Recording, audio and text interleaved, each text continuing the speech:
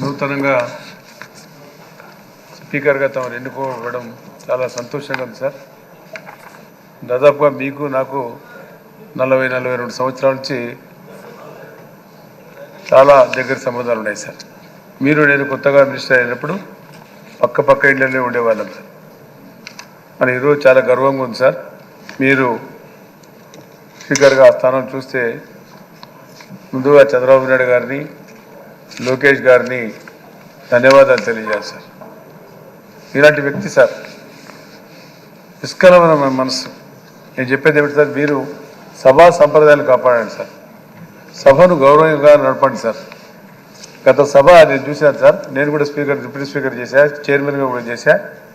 సభా సంప్రదాయాలను పక్కన పెట్టడం సార్, వ్యక్తిగత విషయాలు మాట్లాడడం సభలో, చంద్రబాబు నాయుడు గారి గురించి, పవన్ కళ్యాణ్ గురించి, ఫ్యామిలీల గురించి మాట్లాడలేదు సార్ సభలో. అది రికార్డుల నుంచి తొలగించాలి కదా సార్. అన్పార్లమెంటరీ మాట్లాడితే అలో చేస్తారా? నా మీద కౌన్సిల్లో ఉన్నప్పుడు నేను మాట్లాడితే చెప్పకూడదు సార్, అది ఎందుకంటే కౌన్సిల్ కాబట్టి. అన్పార్లమెంటరీ సార్, రికార్డు నుంచి తీసేయండి సార్ చెప్తే రికార్డు నుంచి కూడా తీసేయాలి సార్. అది బుక్ అన్ని ప్రింట్ అయితే అసభ్యమైన భాష కూడా అందులో ఉంటుంది కదా సార్. ఎట్లా సార్ సభను? గతంలో ఉండే స్పీకర్ గారు ఆయన నోటితో నేను చెప్పాను సార్, మళ్ళీ నోరు గడుపుకోవాల్సి వస్తుంది చెప్పారు. చెప్తే ఏం సార్ సభా సంప్రదాయాలు పాటించినాడు సార్ ఆయన? సభను సక్రమంగా నడిపించాడా? వ్యక్తిగతంగా మాట్లాడితే కూడా సార్.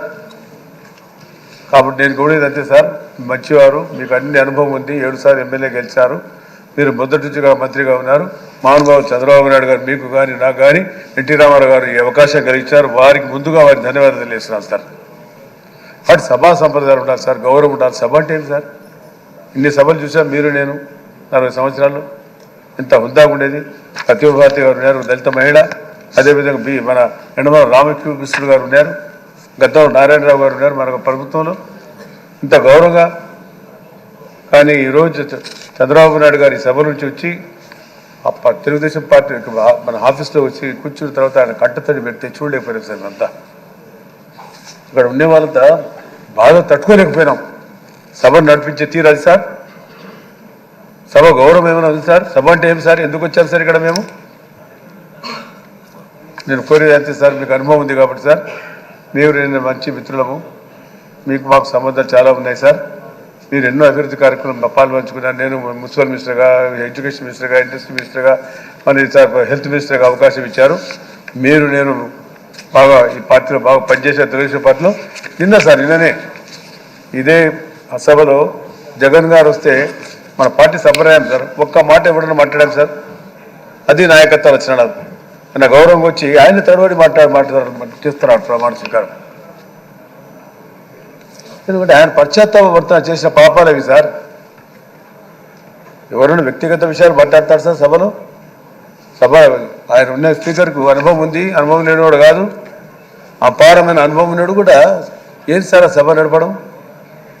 కాబట్టి నేను కోరుకునే సార్, మీకు అపారమైన అనుభవం ఉంది, బాగా తెలిసిన వారు, బాగా చదువుకున్నవారు కూడా మీరు సభను హుందాగా నడపండి సార్.